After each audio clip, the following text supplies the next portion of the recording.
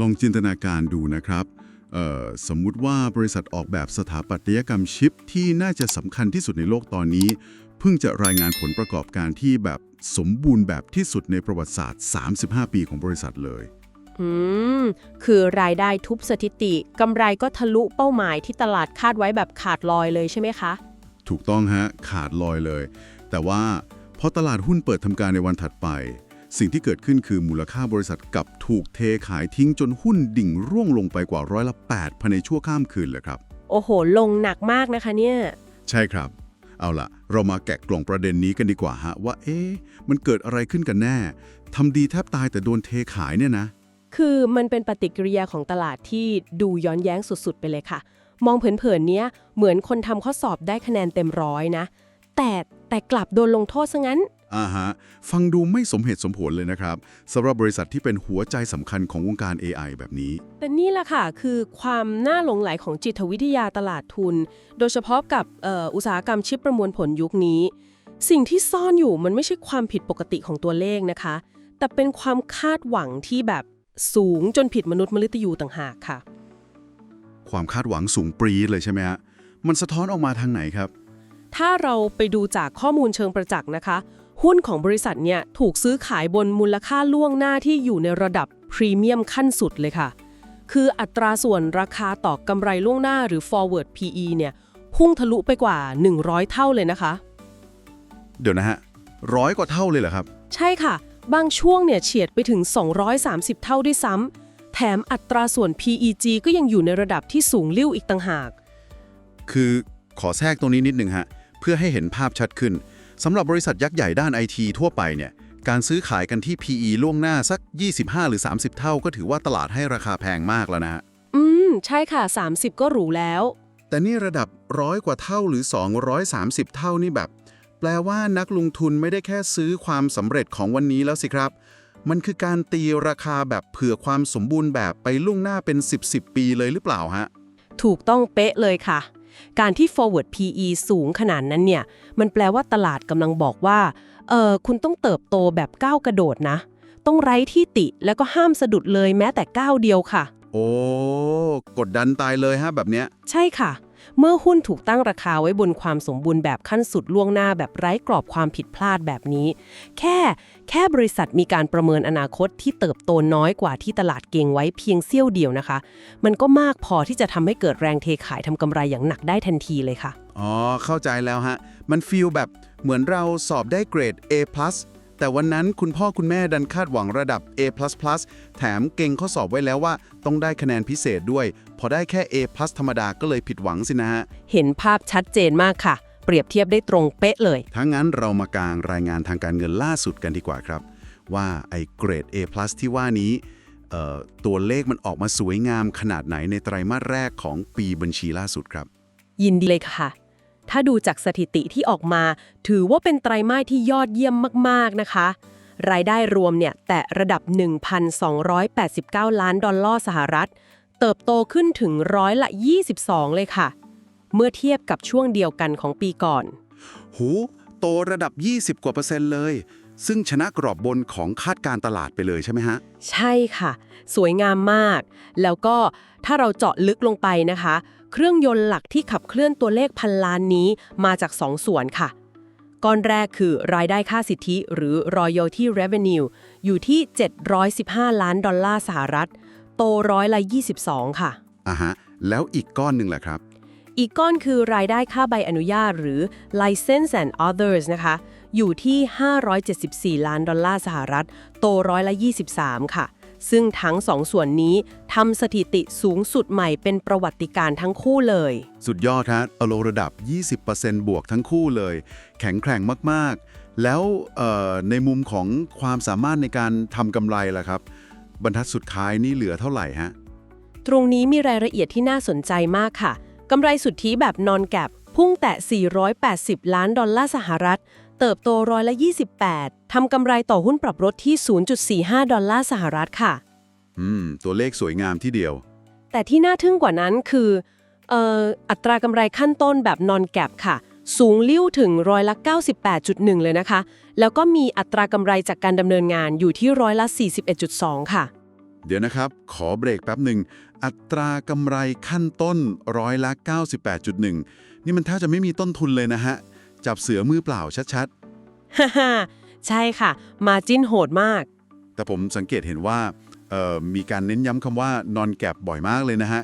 ซึ่งปกติพวกบริษัท IT เวลาโชว์กำไรแบบ non gap มันมักจะบวกกับพวกค่าใช้จ่ายก้อนใหญ่ ๆ เข้าไปใช่ไหมครับ ถ้าเรามองด้วยมาตรฐานบัญชีทั่วไปหรือ gap เนี่ยตัวเลขมันหน้าตาเป็นยังไงครับ จับสังเกตได้เก่งมากค่ะ นี่คือจุดที่ต้องตั้งข้อสังเกตเลย ถ้าเราพลิกไปดูมาตรฐาน GAAP นะคะกำไรจากการดำเนินงานมันจะลดลงควบภาพเลยค่ะ จากระดับ 500 กว่าล้านแบบ non gap จะเหลือแค่ไม่ถึง$100 ล้านสหรัฐด้วยซ้ำ อ้าวหายไปเยอะมากเลยฮะ มันหายไปไหนหมดครับเนี่ย สาเหตุหลักก็คือในฝั่ง non gap เขาหักรายการค่าใช้จ่ายที่ไม่ได้จ่ายเป็นเงินสดออกไปค่ะ โดยเฉพาะตัวหลักเลยคือการจ่ายผลตอบแทนเป็นหุ้น หรือ stock based compensation ค่ะ อ๋อ เข้าใจแล้ว กลยุทธ์คลาสสิกของบริษัทเทคเลย คือแทนที่จะจ่ายโบนัสแพงๆด้วยเงินสด ก็ใช้วิธีแจกหุ้นให้พนักงานระดับหัวกะทิแทน เพื่อรั้งตัวให้อยู่ยาวๆสินะฮะ ถูกต้องค่ะ เป็นเรื่องปกตินะคะ แต่สิ่งที่ซ่อนอยู่คือ มันทำให้ภาพรวมของกระแสเงินสดดูพองโตและแข็งแกร่งมากค่ะ อย่างกระแสเงินสดจากการดำเนินงานรอบนี้พุ่งแตะ$902 ล้านสหรัฐเลยนะคะ โอ้โห ปั๊มเงินสดได้เก่งมากฮะ แล้วกระแสเงินสดอิสระล่ะครับ ระดับ$665 ล้านสหรัฐส่งผลให้มีเงินสดและเงินลงทุนสะสมรวมกันเกือบ$3,900 ล้านสหรัฐเลยค่ะ เงินสดล้นกระเป๋าขนาดนี้ พร้อมลุยโปรเจกต์ใหม่สบายๆเลยสิฮะเนี่ย ใช่เลยค่ะ แต่ก่อนจะไปคุยเรื่องโปรเจกต์ใหม่ เราต้องพูดถึงจุดเปลี่ยนเชิงสัญลักษณ์ที่สำคัญมากๆในรายงานฉบับนี้ก่อนค่ะ มีจุดเปลี่ยนอะไรน่าสนใจเหรอครับ คือฝ่ายบริหารเขาตัดสินใจยุติการรายงานตัวเลขภาระผูกพันในการดำเนินการที่เหลืออยู่ หรือ RPO สำหรับสัญญากลุ่ม Total Access และ Flexible Access เป็นรายไตรมาสแล้วค่ะ เดี๋ยวฮะ เลิกรายงาน RPO เหรอครับ ผมจำได้ว่าตัวเลขสะสมมันยังสูงปรี๊ดอยู่เลยนี่นา ใช่ค่ะ ตัวเลขสะสมยังหนุนอยู่สูงถึง$2,122.6 ล้านสหรัฐเลยค่ะ ตั้ง 2,000 กว่าล้าน มันคือรายได้ในอนาคตที่การันตีความมั่นคงเลยนะฮะทำไมจู่ๆถึงเลิกรายงานตัวเลขสวยๆแบบนี้ล่ะครับ มันมีนัยยะอะไรหรือเปล่า สัญญาณว่าบริษัทกำลังเปลี่ยนผ่านโครงสร้างธุรกิจแล้ว จากที่ตลอด 30 กว่าปี เขาเป็นแค่ผู้ให้เช่าพิมพ์เขียวลิขสิทธิ์ให้คนอื่นเอาไปผลิตชิป ตอนนี้เขากำลังจะก้าวไปเป็นผู้ผลิตซิลิคอนสำเร็จรูป หรือเจาะตลาด Merchant Silicon Market อย่างเต็มตัวแล้วค่ะ อ๋อ ผมขอเปรียบเทียบแบบนี้ได้ไหมฮะ คือเหมือนสถาปนิกที่เมื่อก่อนแค่รับวาดแบบบ้านแล้วขายกระดาษพิมพ์เขียว แต่ตอนนี้ประกาศว่าจะลงไปผสมปูน สร้างตึกสำเร็จรูปขายเองเลย แบบนั้นไหมฮะ เป็นการเปรียบเทียบที่เห็นภาพสุดๆเลยค่ะ ใช่เลย และตึกสำเร็จรูปที่ว่านี้มันคือเมกะโปรเจกต์ที่พลิกโฉมหน้าประวัติศาสตร์บริษัทเลยนะคะ โห น่าสนใจมากฮะเมกะโปรเจกต์ที่ว่านี่คืออะไรครับ มันคือการเปิดตัวลายชิปประมวลผลตระกูลใหม่ของตัวเองที่ชื่อว่า AGI CPU สำหรับงาน Data Center ระดับตู้เซิร์ฟเวอร์ขนาดยักษ์ค่ะ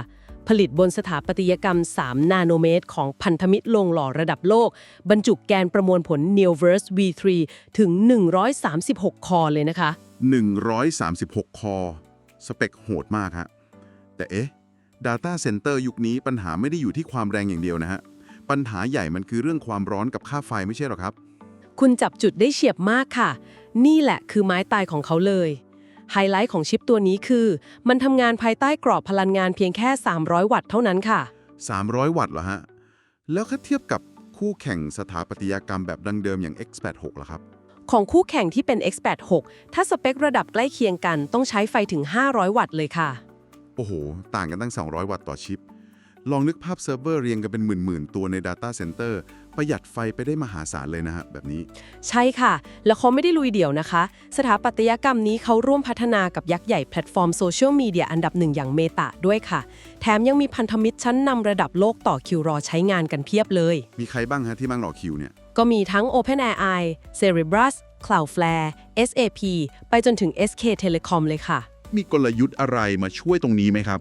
เขาเตรียมพร้อมมาแล้วค่ะ ด้วยกลยุทธ์ที่เรียกว่า Compute Subsystems หรือ CSS ค่ะ CSS นี่มันทำงานยังไงฮะ พูดง่ายๆ คือมันเป็นโซลูชันสำเร็จรูปที่รวมเอาส่วนประกอบต่างๆ มาจัดเรียงไว้ให้พร้อมใช้เลยค่ะ เพื่อประหยัดเวลาพัฒนาของลูกค้า ถ้าให้เปรียบเทียบก็เหมือนการขายชุดอาหารพร้อมปรุงหรือมิลคิดนะคะ อ๋อฟิลแบบหั่นผักหมักหมูมาให้เรียบร้อย ฉีกซองโยนลงกระทะได้เลย ลูกค้าชอบเพราะเซฟเวลาทำโปรดักต์ไปได้เยอะเลยใช่ไหมฮะ ถูกต้องเลยค่ะ และเพื่อให้ชุดอาหารนี้สมบูรณ์แบบที่สุดนะคะ บริษัทก็เพิ่งควักเงินสดถึง$265 ล้าน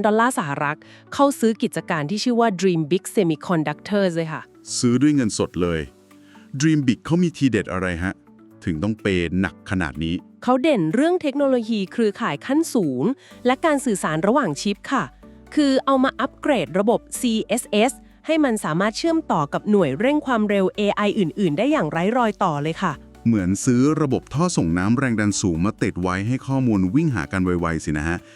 ทีนี้ขอย้อนกลับมาเรื่องท่อนำเลี้ยงหลักของบริษัทกันบ้างฮะ การจะลุยโปรเจกต์ AI ใหญ่โตขนาดนี้ธุรกิจเดิมต้องแข่งปังเลยนะฮะ ตอนนี้ฝั่งท่าสิทธิหรือ Royalty Drivers เป็นยังไงบ้างครับ ฝั่งนี้ก็ทำผลงานได้ดีเยี่ยมเลยค่ะ โดยเฉพาะสถาปัตยกรรมรุ่นใหม่อย่าง ARM V9 ตอนนี้สร้างสัดส่วนรายได้ถึง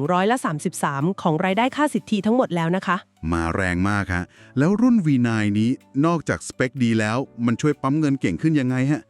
ไม้ตายของ V9 คืออำนาจในการตั้งราคาค่ะ เขาสามารถคิดราคาค่าสิทธิเพิ่มขึ้นประมาณ 1 เท่าตัวต่อชิปเลยนะคะ เมื่อเทียบกับรุ่นก่อนหน้า หู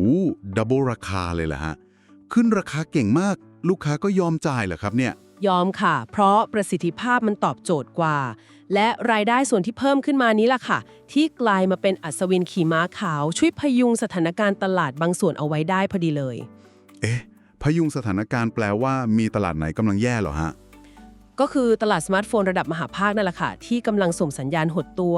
แถมผู้ผลิตสมาร์ทโฟนยังต้องเผชิญกับมรสุมต้นทุนหน่วยความจำหรือ DRAM ที่พุ่งสูงปรี๊ดอีก อ๋อ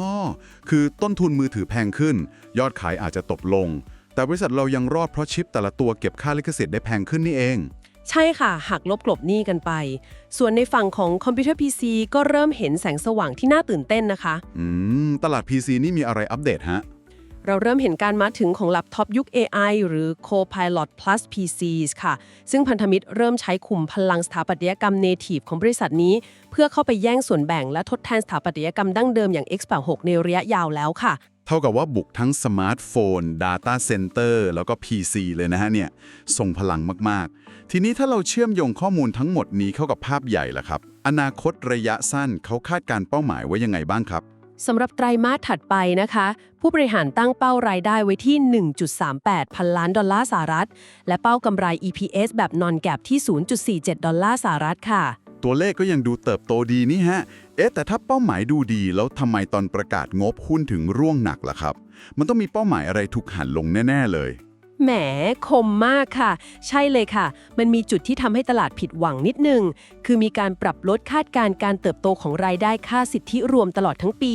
ลงมาอยู่ที่อัตรา10%ปลายๆค่ะ อ้าว หลุดจากเป้าระดับ 20% เหรอฮะ สาเหตุมาจากสมาร์ทโฟนที่คุยกันเมื่อกี้หรือเปล่าครับ ส่วนหนึ่งค่ะ แต่อีกสาเหตุหลักคือความล่าช้าของตลาดสื่อสารบางส่วนด้วยค่ะ